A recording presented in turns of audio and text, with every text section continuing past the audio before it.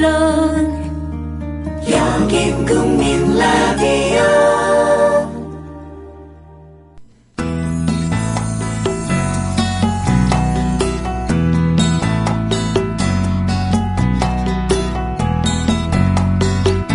네, 사운드 오브 뮤직입니다. 음악 칼럼니스트 김정씨 나오셨습니다. 안녕하세요. 안녕하십니까. 네. 최근에 번역하신 거장신화, 이게 이제 출판됐네요. 예, 거장신화라는 책. 이 책 번역한다고 제 방송에 불충실한 게 아니었나 생각을 하지만 아닙니다.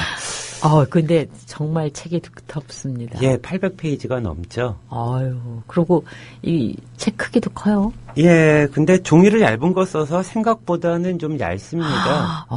얇은데도 저 정도예요? 예, 이전에 네네네. 다른 책을 쓴 적이 있었는데 그건 640페이지인데 이거에 한 1.5배로 두꺼운 책이었거든요. 네. 그러니까 종이 따라 많이 다르다고 그러니까 저도 많이 배웠습니다. 출판이고 그래요. 하면서요. 네.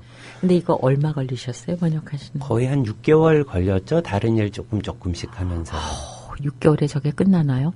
그냥 죽었다 살았다 하다 보면 언제 끝이 나더라고요. 근데 왜 저게 그냥 문장만을 번역하는 게 아니라 또 참고도서 가지고 이 확인도 해가면서 번역하시죠? 예, 그래서 이제 제가 확인해서 좀 틀린 건 수정하고. 네. 그래서 이건 정말 자랑하고 싶은데요. 네네. 자랑하세요. 오늘 해드릴게요. 자랑하려고 나왔습니다. 네. 역주가 500개가 넘습니다.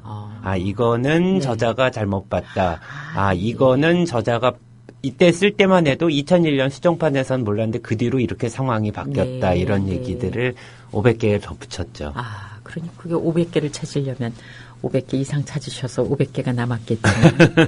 예, 저자가 누구예요? 노먼 레브레이트라는 영국의 음악 평론가입니다. 네. 이제 굉장히 논쟁적인 사람으로 알려져 있거든요. 그래서 네. 이전에 상당히 여러 권의 책을 썼는데 음반사로부터 이제 송사에 휘말리기도 했습니다. 이건 틀리니 해서 이제 책이 다 이제 수거가 된 적도 있었고요. 네. 그리고 페이스북 페이지를 운영을 하는데 지금 한국 음악 평론가뿐만이 아니라 애호가들한테도 일종의 담비 같은 그런 역할을 합니다. 그러니까 네. 세계 각국의 중요한 음악적 사건을 그때 이제 네. 인터넷을 통해서 올리기 네. 때문에 네. 이제 굉장히 최신 소식을 많이 받아들일 수 있고요.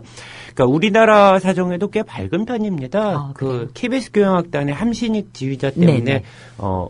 난리가 난 적이 있었죠. 네, 오케스트라 단원들 측에서는 이명박이 대통령이 강제로 내정한 사람이 네. 자격 없이 들어왔다라는 네. 식으로 이제 항의를 했고요. 함신익 지휘자는 단원들이 나를 음해한다라는 네, 식으로 네. 이야기를 하면서 네. 연주회가 취소되고 네. 굉장히 큰 일을 겪다가 이제 여러 가지 일이 있었는데 이 일을 거의 생중계하다시피 레브레이트가 영국에서 네. 이제 페이스북으로 올린 적이 있었고요. 네. 또 얼마 전에는 지난 5월이니까 몇 달 안 됐네요, 거기. 빈 심포니의 플룻 수석으로 들어간 최나경 씨라는 네네. 플루티스트가 네. 있습니다. 심사위원 20명의 만장일치로 플룻 수석으로 네. 들어갔는데 1년 뒤에 있었던 재계약에서 네. 단원들 투표로 탈락이 됐습니다. 그랬죠. 네. 그러니까 레브레이트가 이것은 명백한 인종차별과 여성차별이다라고 강한 어조로 글을 올리는 바람에 네. 갑자기 또 이제 이 최나경 씨가 오히려 부각된 네. 일이 있었는데요. 네.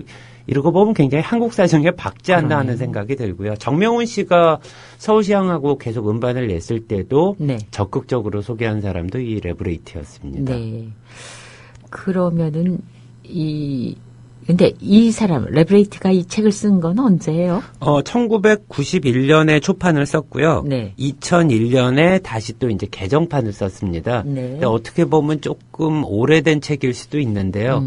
국내 이제 클래식 음악 서적 번역에 그렇게 많지 않기 때문에. 네. 그리고 두 번째는 이 책이 사실 실질적으로 역사상 가장 많이 팔린 클래식 서적이라는 이야기가 있습니다. 네. 그러니까 뚜렷이 확인을 해보려고 찾아봤는데 이 판매량 같은 건 찾아보긴 힘들었는데요. 네. 그렇다고 쓴 신문 기사가 3년 전에 중앙일보에 나왔더라고요.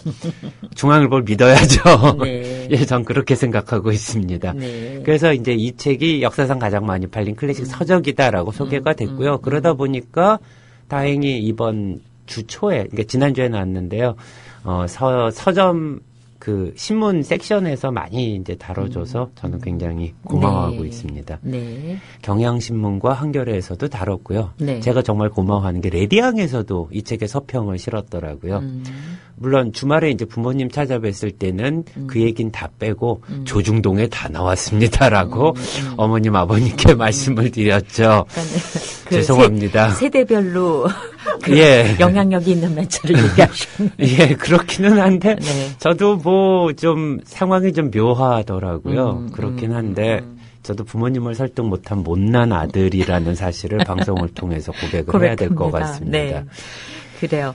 이 지금 나르디스님이 벌써 재빨리 책을 올려주셨습니다. 아유, 감사합니다. 근데 어쨌든 책은 그래도 그 몇 페이지에 달하는가에 대해서 값이 매겨지는 거 아닌가요? 예, 그렇죠. 3만 원이 넘어야지 된다라고 출판사 쪽에서도 얘기가 있었다 그러는데요. 네네. 솔직히 3만 원 넘으면 사람들이 책을 안 삽니다. 좀 버겁죠? 버겁죠. 네. 원래 2만 네. 원만 넘어도 네. 굉장히 주저하게 되거든요. 네. 근데 두께상 어쩔 수 없이 2만 8천 원이고 네. 또 10% 할인 받으면 2만 5천 원 정도에 구입할 수는 있죠. 네. 알겠습니다. 그런데 예. 김재용 씨가 한 가지 감사한 제의를 하셨어요. 오늘부터 일주일 동안 우리 방송되는 일주일 동안 하루에 한 분, 네. 그 우리 게시판에 댓글 올려주시는 분 가운데 한 분께 이 거장 신화를 증정하시겠다 그랬습니다. 예, 네. 출판사에 제가 강하게 주장했습니다. 다른 곳은 몰라도 구민TV 청취자한테 네. 드려야 된다. 왜냐하면 우리나라에서 가장 충성도가 높은 청취자가 있는 방송이 바로 이 구민TV다. 네. 그건 사실이죠. 네. 그래서 기꺼이 출판사에서도 동의하셨습니까? 아, 근데 출판사 사장님도 보니까 몰랐는데요. 네.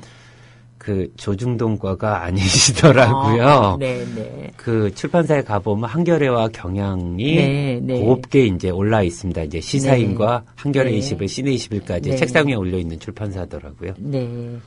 그래요. 그 출판사께도 이렇게 호호님이 선물이다 하셨어요. 두님. 예, 도서관에서 빌려보는 걸 원칙으로 하는데 이 책은 소장하고 싶으네요. 감사합니다. 나르디스 님도 꼭 장만하고 싶으네요. 네, 벌써. 네, 지원자가 많아지셨습니다. 네, 이 시간 끝날 때 김재웅 씨가, 이제 선정을 하실 거예요. 자, 그러면 이 책은 어떤 책입니까? 예, 거장 신화는 이제 마에스트로 미트라 그래가지고 그 거장이라는 신화를 다룬 책인데요. 다시 네. 말해서 지휘자 이야기입니다. 네. 근데 보통 이제 지휘자 책이다 그러면 지휘자를 사람별로 쭉 나열하고 언제 태어나고 어떻게 자랐고 무슨 곡을 잘 지휘하고 위대한 지휘자다 이런 네. 식으로 마무리가 되는데요. 네. 이 책은 전혀 그런 내용이 아닙니다. 그래요? 그러니까 지휘라는 직업이 어떻게 시작이 됐냐 의외로 오래된 일이 아니고 네. 처음에는 이제 작곡가의 하인처럼 시작된 지휘라는 직업이 어느 순간 작곡가를 눌러버리고 그리고 음악계의 권력을 차지하게 되었으며 그러면서 이제 카라얀이라든지 토스카니 같은 지휘자를 점검합니다. 어떻게 네. 나치에 협력을 해서 네, 부와 네. 명예를 쌓았고 네. 그리고 이제 나치가 몰락한 이후 카라얀이 화려하게 부활하게 된 속사정 그리고 카라얀이 세상을 떠났을 때 그 많은 재산을 도대체 어떻게 모을 수 있었는지 네. 그리고 이제 음악계의 영향력을 발휘하면서 얼마나 큰 그 해악과 또 이제 좋은 점도 끼쳤겠지만 네, 네, 네. 이런 얘기를 다루고 있고요. 네. 그러면서 이 지휘자들이 이제 나중에는 이제 Z족 지휘자라는 말을 씁니다. Z기를 네, 네. 찾아다니면서 네. 2개 대륙, 3개 대륙에서 그렇죠, 책임을 그렇죠. 맡고 자기가 지휘하고 있는 오케스트라 단원들의 이름조차 제대로 모르는 그래서 1년에 달 몇 주만 그 오케스트라를 지휘를 하고 집으로 가버리면서 그러면서 이제 지휘계의 속 얘기를 굉장히 리얼하게 다루고 있습니다. 그러니까 송사에 휘말린다라고 하는 것도 이해가 되는데요. 뭐 예를 들어서 로스트로포비치 같은 첼리스트에서 지휘자로 왔을 때는 워싱턴에 있는 내셔널 심포니 네, 네. 지휘자로 있을 때 네. 세금을 피하기 위해서 그 한 달에 한 번씩 캐나다로 넘어가서 네. 그러니까 미국에 한 달 이상 거주하면 미국 세금을 내야 네, 되니까 네, 그런 네. 일을 했다라든지 아니면 레너드 번스타인은 나중에 이제 그 세금 혜택을 받기 위해서 레이건 정부 때 소를 샀다라고 합니다. 그것도 몇 천 마리를요. 그때 세금 혜택이 있었거든요. 그러다가 소가 갑자기 죽어버리는 바람에 애를 겪었다 이런 얘기를 합니다. 그러니까 번스타인은 위대한 지휘자다, 카라얀은 위대한 지휘자다 그렇게만 이런 기억하고 얘기는 있는 사람이. 예, 근데 우리나라에서는 이런 얘기들이 제대로 나오지는 못하죠. 그렇죠. 그러면서 이런저런 혜택을 얻기 위해 어떤 노력을 했고 그것이 오히려 클래식 음악을 죽여버렸다. 그러니까 지난 100년 동안 지휘자가 이제 클래식 음악의 황제였거든요. 왜냐하면 18세기, 19세기는 사실 전문 지휘자가 없던 시대였는데 20세기 특이한 현상이었고 네. 왜 사람들이 이런 지휘자의 권력을 흠모하느냐를 이야기를 하면서 예를 들어서 뭐 대처 수상이나 닉슨 대통령 같은 사람들이 지휘자를 얼마나 부러워했는지 그것을 실제로 겪고 있습니다. 그러니까 말하자면은 굉장히 멋진 뒷담화네요. 그렇죠. 솔직히 우리나라에서는 알기 힘든 얘기들입니다. 네, 왜냐하면 뭐 세금 혜택이라든지 뭐 네, 돈을 네. 모았다는 얘기는 사실 언론사에서 이렇게 다루기 힘든 얘기거든요. 사실 외국 언론도 비슷하긴 한데요. 네. 그러면서 또 재밌는 것이 지휘자를 지배하는 사람에 대해서도 이제 이야기를 합니다. 콜롬비아 아티스트라는 현재 지휘자들의 50% 이상의 매니저를 맡고 있는 사람인데요. 네. 지휘자 연봉의 30%를 그 회사가 가져가기 때문에 엄청난 억망잔자라고 할 수 있죠. 근데 이 사람이 여러 가지를 고안해냈습니다. 예를 들어서 뭐 시카고와 파리를 한꺼번에 음악 감독을 맡으면서 이렇게 한다. 네. 그러니까 예전에 과거의 명지휘자들, 뭐 예를 들어서 유진 올반디의 필라델피아 오케스트라는 1년에 52주 중에서 네. 한 48주에서 50주는 필라델피아에 머물면서 집도 거기에 있었고요. 그 근처에 있는 마을 사람들과 친분을 나누면서 오케스트라를 키워왔던 지휘자들이거든요. 네. 근데 요새는 결코 그런 얘기를 할 수가 없다는 얘기고요. 네. 그다음 또 재밌는 것이 여성 지휘자, 그리고 동성애자 지휘자, 그리고 흑인 지휘자들이 얼마나 말도 안 되는 차별을 받아왔는지를 네, 굉장히 네. 리얼하게 적어놓고 있고 네. 또 하나 재밌는 것은 지휘자 없는 오케스트라는 가능한가에 대한 여러 실험에 대해서 이야기를 하고 있습니다. 네. 실내악단이라든지 그쵸. 80년대부터 그런 실험들이 있었죠. 네, 뭐 전격 네. 연주라 그래서 이런 실험들이 네. 어떻게 실패를 하게 됐고 그리고 이제 음악계에 있어서의 그런 사람들을 왜 지휘자로 인정해주지 않았는지에 대한 이야기까지 다루고 있습니다. 네. 한국 지휘자 얘기도 정명훈 씨가 나옵니다. 그러니까 정명훈 씨 같은 경우에서는 파리 바스티유 오페라를 네. 맡았을 때의 속 얘기에 대해서 굉장히 리얼하게 적어놓고 있습니다. 이게 네. 그때 바렌보임을 정치적인 이유로 해고를 하면서 모든 지휘자들이 다 그 자리를 맡지 않겠다라고 해가지고 정치와 지휘 권력이 싸우고 있는 와중에 네. 현 지휘 권력에 떨어져 있는 아웃사이더를 한 명 찾아냈고 네, 그것이 네. 바로 정명훈이었다. 네. 근데 정명훈은 영리하게 그 자리를 차지해서 네. 훌륭하게 바스티유 오케스트라를 이끌었는데 역시 또 정권이 바뀌면서 바렌보임과 똑같이 물러나게 됐다라고 어느 정도 좀 객관적으로 네. 쓰고 있습니다. 약간의 네. 야유도 느껴지긴 하지만 네. 맨 마지막 챕터에 보면 21세기 지휘를 이끌고 갈 수 있는 기대할 수 있는 거장 5명을 뽑는데요. 네. 그중에 한 명으로 정명훈을 뽑고 있습니다. 네. 그러니까 앞에선 열심히 까다가 뒤에서는 굉장히 훌륭한 지휘자다라는 식으로 네. 이야기를 했다라고 할 수도 있겠죠. 한국의 독자를 의식했나? 근데 앞에 또 그런 얘기를 합니다. 한국어판 서문을 또 요청을 했었는데요. 네. 의외로 굉장히 친절한 필자더라고요. 굉장히 좋아하시고 꼭 소개했으면 좋겠다 이야기를 하면서 서문을 하는데 자기가 이 책을 최종 마무리할 때 2001년까지만 해도 클래식 음악의 종말만 생각했는데 네네. 전혀 의외의 곳에서 클래식 음악이 새롭게 나오고 있다. 바로 중국과 한국이다. 이렇게 이야기를 합니다. 네. 중국에서는 6천만 명의 젊은이가 피아노를 배우고 있다라고 이야기를 하고 있는데 확인해봤습니다. 근데 생각해보니까 12억 인구에 6천만 명이면 가능한 것 같아요. 피아노 학원에 다니는. 네. 그리고 50개의 오케스트라가 생겼고 계속 생기고 있으며 한국 같은 경우도 얘기를 합니다. 한국은 정말 놀라운 일이 세계적으로 클래식 음반 판매량의 전 판매량의 2%가 되지 못하는데 유독 한국만 20% 가까이 된다. 이것은 그리고 또 이제 한국의 젊은 음악가들이 세계 콩쿠르에서 네, 좋은 네. 성적을 거두고 있는데 문화 역사가로서 나는 이것을 굉장히 주의 깊게 보고 있다. 서양에서 몰락한 클래식 음악이 전혀 의외의 곳에서 다시 나타나고 있다라는 이야기를 하고 있는 것이죠. 네. 그러니까 보통 이제 클래식 음악을 왜 듣느냐, 이것은 뭐 서양 음악이다, 고급 취향 아니냐, 우리가 왜 듣느냐라는 네. 아니다, 음악은 좋은 것이다. 굉장히 단면적으로 얘기를 네. 하게 되잖아요. 저도 네. 이제 음악 평론가로서 이런 얘기를 막 하다 보면 그런 걸 왜 들어요? 그러면 사실 할 말이 없어요. 좋잖아요. 이러면 너무 없어 보이고요. 근데 그럼에도 불구하고 이것이 현대의 자본이라든지 네. 뭐 어떤 이 상업주의 그리고 제국주의와 연결이 돼서 네. 클래식 음악이 어떻게 흥했고 어떻게 네. 망했는지를 네. 정말 리얼하게 보여주고 있습니다. 보다 보면 굉장히 환상이 깨진다는 느낌이 많이 들 거예요. 이제까지 우리가 그 흠모해 왔던 굉장히 네. 이제 인간성의 화신 같은 여러 사람들이 네, 네. 어떤 일들을 했는지를 또 볼 수 있고요. 네. 또 어떤 경우에는 놀라울 정도로 우리가 몰랐던 지휘자를 칭찬하는 네. 경우도 있습니다. 근데 우리가 뒷담화를 하면서 얻는 이득이라는 거는 우리가 남이 모르는 이야기를 알고 있다는 뿌듯함도 네. 상당합니다. 네. 근데 그러면 이제 책 내용을 하나씩 좀 들춰봐 주세요. 예. 지휘자의 탄생은 언제로 거슬러 올라갑니까? 예, 처음의 시작은 베토벤이었습니다. 네. 그러니까 처음에 1장에서 베토벤 이야기로 시작을 하는데요. 예전에는 작곡가가 자신의 곡을 지휘하는 것이 너무나도 당연한 일이었습니다. 네. 그러니까 자기 곡을 자기가 지휘하는 식으로 이렇게 가다가 베토벤이 아다시피 귀가 멀지 않았습니까? 네. 그리고 베토벤부터 자신이 지휘하기 힘들 정도로 복잡한 곡이 쓰여지기 시작했습니다. 아, 네, 네. 그러다 보니까 자신의 지휘가 정말 참담한 실패로 끝나는 일이 벌어졌고요. 네. 전문 지휘자라는 직업이 탄생을 하게 됐고요. 그러면서 이제 바그너 같은 경우도 이제 한스 폰 빌로라는 네, 네, 네. 제자가 있었습니다. 네.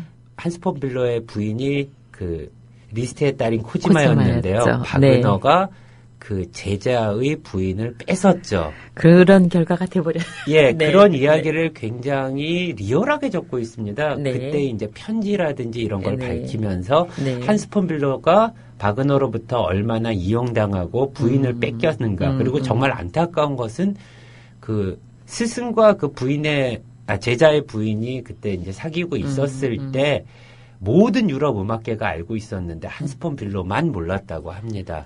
그러다가 나중에 우스꽝이처럼 되고 네. 버려진 다음에 네, 네. 이제 지휘자로 이제 나서게 되는 모습이 네, 그려집니다. 네. 원래 피아니스트였죠? 한스 폰 빌로가? 아니. 피아니스트 네, 네. 겸 이제 지휘자죠. 네, 네. 차이코스키 피아노 협주곡 1번도 네. 이 사람이 초연을 네, 했었고요.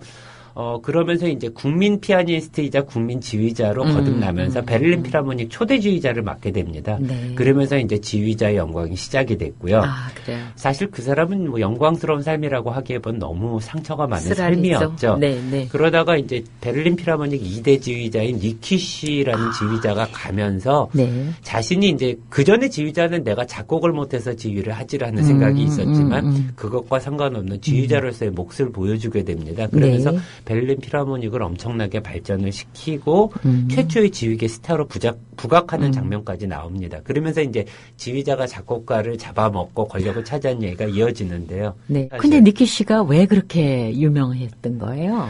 일단은 작곡가들도 찬사를 보낼 정도로 곡의 새로운 모습을 보여줬습니다. 그 네. 전까지의 지휘자는 네. 작품에 충실한 해석이라는 의미가 담겨 있다라면 네. 니키 씨는 지휘 자체의 개성을 곡에 넣을 수 있다라는 것을 보여준 것이죠. 네. 근데 이것이 양날의 검인 것이 니키 씨 이후로 많은 지휘자들이 작곡가를 무시하기 시작했다라고 생각하면 됩니다. 네. 근데 실질적으로 토스카니니 같은 지휘자도 뭐 네, 작곡가에 충실한 뭐 사도다라는 식으로 자신을 포장했습니다. 네, 네. 그러면서 이제 미국에서 최고의 인기를 끌었는데 막상 동시대 작곡가들과의 관계를 보면 뭐 라벨이나 이런 사람들은 토스카니니에게 자신의 협주곡을 지휘해 주시겠습니까? 라고 네. 요청을 해도 네. 별다른 답장을 하지 않았고요. 드뷔시의 작품도 자기 마음대로 수정을 했음에도 작곡가가 항의를 할 수 없었습니다. 일종의 이제 문화 권력으로 자리 잡은 그러니까 것이죠. 갑과 을의 관계가 돼버렸군요. 예, 그러니까 실제로 그런 얘기를 합니다. 그 지휘자들이 얼마나 엄청난 부를 축적하고 있을 때, 네.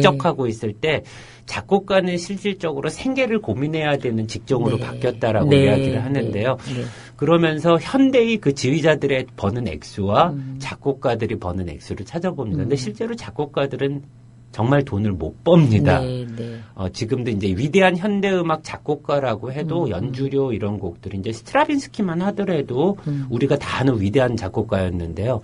3년 동안 고생해서 오페라 한 편을 작곡했을 때 네. 뭐 천문학적인 액수를 받았다라고 신문에 네. 보도가 됐지만 20세기 네. 초중반 얘기였죠. 피카소는 30분 그린 그림으로 그것의 5배의 액수를 받았거든요. 네. 그러면 뭐 말할 수가 없고요. 그리고 또 지휘자 같은 경우는 3년 동안 고생한 작품을 한 달 연습해서 지휘를 해도 작곡가보다 돈을 많이 벌습니다. 그럼 뭐 끝난 거죠, 얘기. 끝난 거죠, 얘기. 네. 끝난 거죠. 네. 그러면서 이제 토스카니니 같은 경우도 굉장히 재밌는 얘기를 합니다. 그러니까 무솔리니 정권에 항거한 토스카니니와 그리고 나치에 협력한 푸르트뱅글러를 대비를 시키고 있긴 하는데요. 네. 정말 재밌는 것이 토스카니니 같은 경우는 기본적으로 독재자였다라고 이야기를 합니다. 그쵸.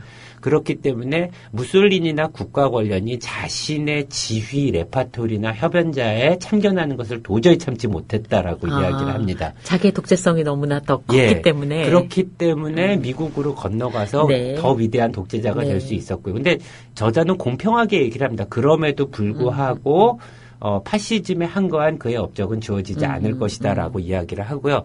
푸르트뱅글러는 굉장히 안타까운 이야기를 합니다. 그러니까 히틀러 정권이 푸르트뱅글러를 굴복시키기 위해서, 왜냐하면 그 문화를 굉장히 중요시 여겼거든요. 그렇기 때문에 독일의 상징인 벨린필과 푸르트뱅글러를 어떻게든 자신의 편으로 끌어들이기 위해서 오만 비열한 방법을 써서 이 사람을 괴롭힌 얘기가 나오고요. 네. 결국은 푸르트뱅글러가 거기에 무릎 꿇은 네, 얘기가 나오는데요. 읽다 보면 푸르트뱅글러가 나쁜 놈이다, 뭐 나치에 협력했다라고 생각하기보다는 참 안 됐다라는 생각만 들고 이 정치적인 감각에 정말 없었구나라는 생각만 네. 듭니다. 그러니까 이 사람은 베를린 필하모닉에 있었던 유대인 단원들을 보호하기 위해서 이런 나치에 협력을 했었고요. 전후에 엄청나게 비판을 받았죠. 그렇죠. 네. 근데 또 대비되는 지휘자가 역시 카라얀입니다. 근데 잠깐 프루트뱅글러가 그래서 다시 그 회복을 못했나요? 일단 45년의 지휘 금지 조처를 받았고요. 거의 한 7, 8년 정도 지휘를 하지 못하고 있다가 네, 나중에 네. 다시 복귀를 했는데 네. 이미 벌써 대세는. 대세는 기울었고요. 그리고 얼마 되지 않아서 세상을 떠나게 됩니다. 네, 이게 푸르트뱅글러가 굉장히 오래 살았을 것 같은데 따지고 네. 보면 70도 안 돼서 세상을 떠났습니다. 네. 마음고생이 심했다라고 볼 수가 있고요. 젊은 지휘자 카라얀 얘기는 굉장히 자세합니다. 우리 동시대 사람이니까. 예, 그렇죠. 네. 카라얀이 20대 나이에 그 새로운 나치의 희망으로 떠오르면서 네. 그 협력을 하게 된 과정이 나오는데요. 재밌는 것이 나치 당원 입당에 대해서 당원 입당 번호까지 적어 놓으면서 굉장히 리얼하게 적어 놓고 있습니다. 보통 이제 흔히 얘기하는 것이 카라얀이 자신이 밝힌 바는 이렇습니다. 아헨이라는 오페라 하우스의 지휘 음악 감독이 임명되기 직전에 입당 서류를 주고 입당을 해야 감독이 될 수 있다라고 네. 얘기가 나오자 그래야 그럼 네. 될 대로 되라라고 해서 네. 사인을 해게 내 입당이다라고 이야기를 했는데 네. 그것이 사실이 아니라고 친절하게 적어놓고 있습니다.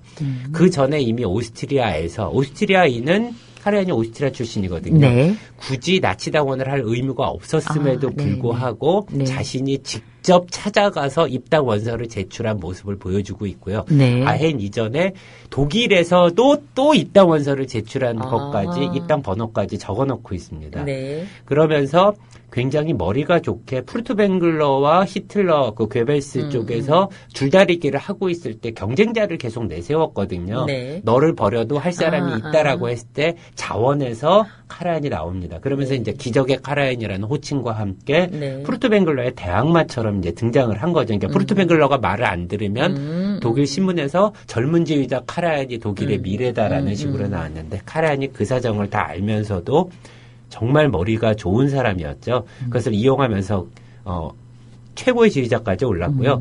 재미있는 것은 그 다음입니다. 45년에 독일이 이제 패망했을 때 네. 카라얀이 영국의 월터 레그라는 프로듀서와 이제 협력을 하게 됩니다. 네. 그러니까 월터 레그는 그때 영국에서 음반으로 이제 어떤 클래식 음악에 옮겨진다라는 것을 시류를 읽고 있던 사람이었습니다. 그래서 필하모니아 오케스트라라고 영국의 레코딩 전문 오케스트라를 만들었고요. 네. 그런 다음에 카라얀을 영입을 해서 월터 레그가 연합군 지도부에 연주 금지 조처가 있는 건 알지만 음반은 상관없는 것이다라고 이야기를 해서 카라얀이 엄청난 양의 음반을 만들 수 있었고요. 네. 그러면서 연주 지휘 조치, 그 금지 조치가 풀렸을 때는 전 세계적으로 유명한 지휘자가 될 수 있었는데요. 네. 더 재밌는 얘기는 카라얀이 대가가 되고 월터 레그가 60년대 초반에 월터 레그가 이에마이에서 해고를 당했을 때 네. 월터 레그가 카라얀 사무실에 왔는데도 네. 하루 종일 아침부터 저녁까지 사무실 밖에 나오지도 않고 그 사람을 만나주지 않았다고 합니다. 그런 나쁜.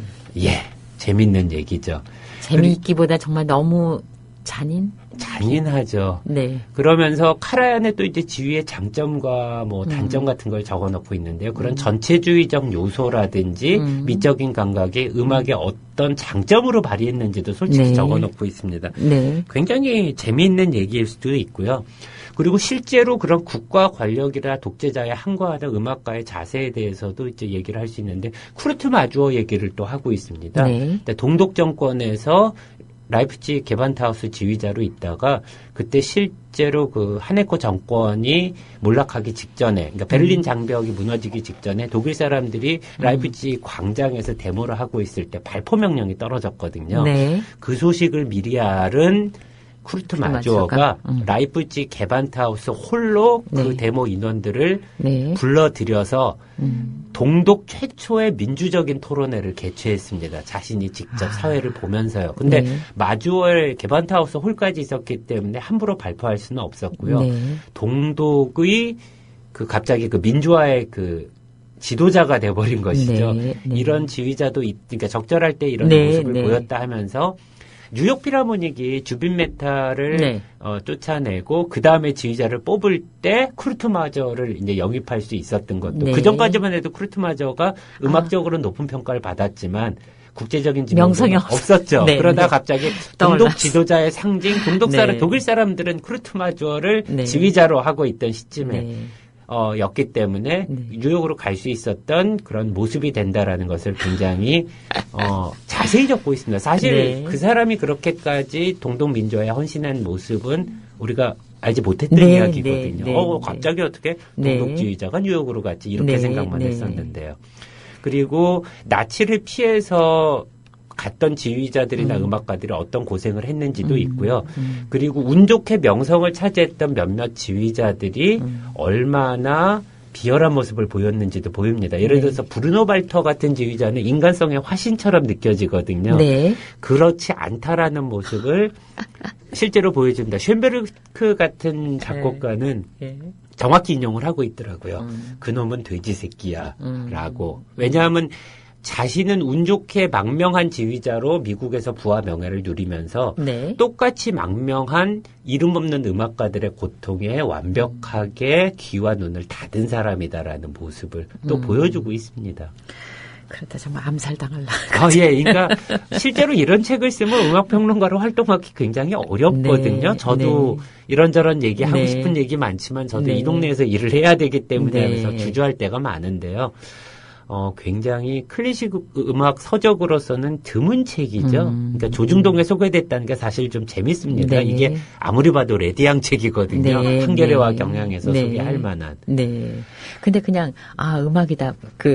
음악을 좋아하는 그런, 노블리스트들이 좋아할 책이다. 이렇게 생각한 건 아닐까요? 글쎄요. 근데 또 이거는 좀 조심해야 될 것 같긴 합니다. 왜냐하면 조선일보 같은 경우는 이제 문화나 학술 같은 섹션에서는 네. 굉장히 또 진보적인 면을 많이 소개해 주긴 하거든요. 네, 그러면서 네. 우리는 그렇지 않다라는 면죄부를 주기도 하는데요. 아. 그런 면에서 이 책이 소개된 것 같다라는 생각도 들기는 합니다. 그래요. 근데 그럼에도 불구하고 이 책 자체가 문제가 있는 건 전혀 아니기 때문에 네.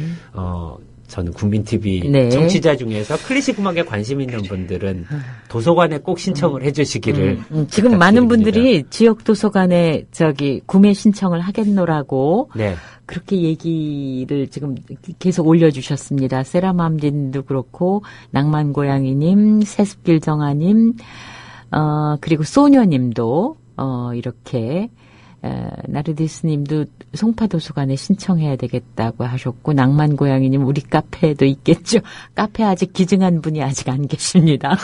제가 갖다 놓겠습니다. 죄송합니다. 네, 일이 있었음에도 불구하고 카라얀은 지휘사로서 누릴 수 있는 천수와 명예와 권력을 다 그렇죠. 그 네. 천수와 명예와 권력에 대한 이야기가 읽다 네. 보면 굉장히 재밌습니다. 그러니까 네. 카라얀에 반대한 지휘자들은 결코 살아남지 못했다. 예를 들어서 유진 올만디 같은 지휘자는 80년대 초반까지 활동을 했음에도 불구하고 네. 유럽의 연주여행을 갈 수 없었습니다. 오. 왜냐하면 카라얀이 처음 미국 연주여행을 했을 때 카라얀의 나치 의혹을 가장 강하게 네. 제기한 지휘자였거든요. 네. 그리고 이제 뭐 게오르그 솔티 같은 지휘자는 라이벌로 생각을 했기 때문에 카라얀이 지휘하는 짤즈부르크 페스티벌 무대에 설 수 없었고요. 그리고 재밌는 것은 그 카라얀이 그 지휘하는 그때 그 독일 출신의 지휘자들이 성공한 사람이 없습니다. 네. 그러니까 자신의 라이벌을 절대 인정을 하지 못하고 추종자만 끼웠다라고 생각하면 네. 되고요. 네. 카라얀이 그때 짤즈부르크에서 지휘를 할 때 미국 음반사라든지 자기가 관계없는 음반사는 짤즈부르크 음반 가게에서도 팔지를 않았습니다. 네. 그러니까 그런 식으로 부와 명예를 했고요. 정말 또 재밌는 것이 콜롬비아 아티스트라는 매니저 회사가 윌포드라고 지금 지휘자들의 모든 그 일거수일투족을 그 지휘하는 그 매니지먼트 회사 사장이 있거든요. 네. 그 사람이 카라얀과 만나면서 둘이 같이 떴다고 보면 됩니다. 그러니까 콜롬비아 아티스트의 대주주가 카라얀이었고요. 네. 카라얀이 지휘하거나 유럽에서 연주를 하고 있는 연주자들은 그 연주 단체의 소속 연주자들만 가능했습니다. 그러니까 그 베를린이나 짤즈부르크에서 공연을 하기 위해서는 네, 네. 그 매니지먼트 회사를 옮겨야만 했고요. 네, 네. 또 그 회사에서도 좋은 대우를 해줬다라고. 왜냐하면 그 회사에 들어가자마자 중앙무대에 진출할 수 있으니까요. 네. 그러면 그 30% 중에 카라얀이 대주주기 때문에 그 수수료 30%는 또 카라얀의 주머니로 들어가게 되는 겁니다. 그런 식으로 모든 것을 그런 일이 지휘를 가능한지. 했고요. 그리고 또 이제 신기술에 또 관심이 많았기 때문에 네, 네. 카라얀의 집에 자유롭게 출입할 수 있는 사람은 사실 거의 없다라고 보면 됩니다. 짤즈부르크 집에요? 예. 근데 유일한 예외 중에 하나가 일본 소니의 사장, 회장 이런 사람들이었습니다. 네. 그래서 정말 재미있는 것이 카라얀의 임종을 지켜보게 된 사람이 소니의 회장이었습니다. 소니전자. 네. CD를 같이 개발했고요. 네, 네. CD는 또 이제 카라얀 덕분에 네. 많이 왜냐하면 팔리고. 짤즈부르크 페스티벌에서 CD라는 매체가 있습니다라고 직접 네. 카라얀이 소개를 했고요. 네. CD로 다시 음반이 재발매되면서 카라얀의 음반도 엄청나게 재발매가 될 수 있었죠. 네. 그러면서 또 엄청난 부를 쌓았는데요. 네. 음악계 전체를 카라얀이 좌지우지했다라고 보면 됩니다. 네. 방금 들으신 곡이 바로 그 카라얀의 지휘곡이었죠. 네. 그러면은 이 책에서 네. 그 아까도 얘기하셨던 것처럼 그 지휘자 없는 그 오케스트라도 별로 이제 발전하지 못했고 그렇죠. 여성이나 동성애자 지휘자, 흑인 지휘자들도 정말 고생을 했다는 얘기. 이제 클래식 음악의 어떤 보수성에 대해서 얘기를 하는데요. 네. 심지어 뭐 빈필 같은 경우는 아까도 말씀해 드렸지만 여성 네네네. 단원도 사실 받아들이지 않는 정도거든요. 네. 우리나라하고는 좀 사정이 다른데요. 우리나라는 음대생의 과반수 이상이 여성이니까요. 근데 또 카라얀의 그 비호로 베를린 필에 들어간 클라리넷. 자비네 마이어라는 네. 여성 클라리넷 연주자인데요. 카라얀은 딱히 그렇게 여성 차별주의적인 모습을 네. 보이지는 않았습니다. 이제 음악계 네. 여러 가지 면모가 있는데요. 네. 그 대신 지휘자 없는 오케스트라나 그 원전악기라고 작곡가 당시의 연주법을 살리자라는 네. 뭐 예를 들어서 아르논 크루 같은 네. 지휘자는 짤즈부르크 무대에 절대 설 수 없었습니다. 짤즈부르크 페스티벌 무대뿐만이 아니고 네. 베를린과 짤즈부르크에서 연주회도 갖지 못했습니다. 왜냐하면 그 사람의 연주회를 주선한 매니저나 홀은 카라얀이 그때부터 자신 소속의 연주자를 안 보내기 시작한 거거든요. 어떻게 하면 사람들이 자신의 말을 들을지 알았고요.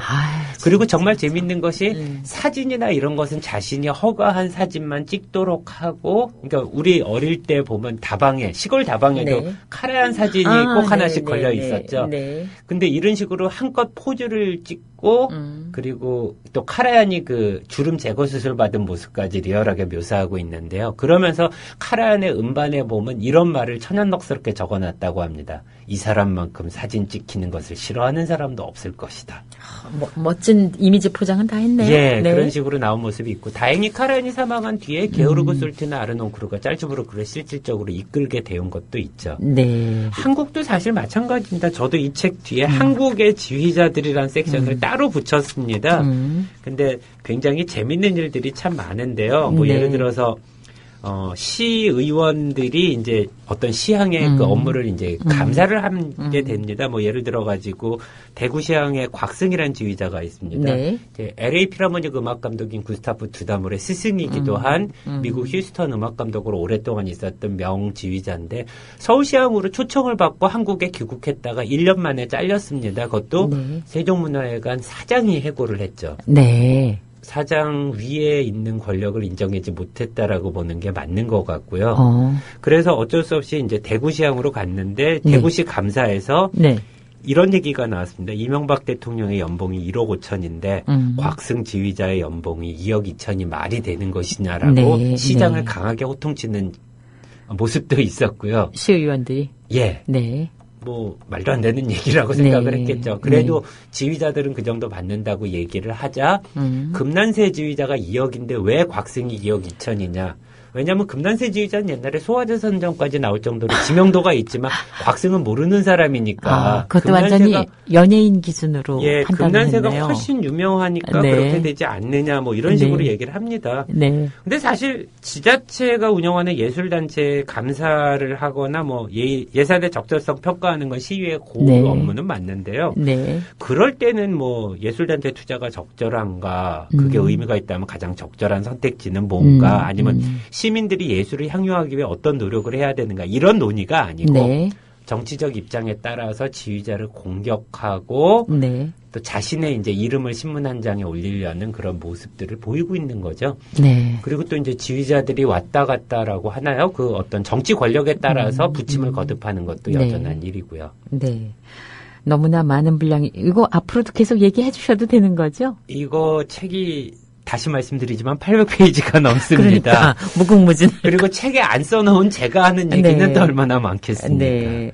그래요. 오늘 한 권을 누구에게 증정을 하셔야 될 텐데. 예, 그러면 솔직히 방송 시작하기 전에 생각을 했습니다. 분명히 누군가가 책 표지를 올려주실 것이다. 그러면 책 표지를 올리는 분께 드려야 되겠다. 네. 그러면 오늘 올리신 분이 누구셨죠? 나르드스님. 네, 나르드시님 책 네. 한 권 보내드리겠습니다.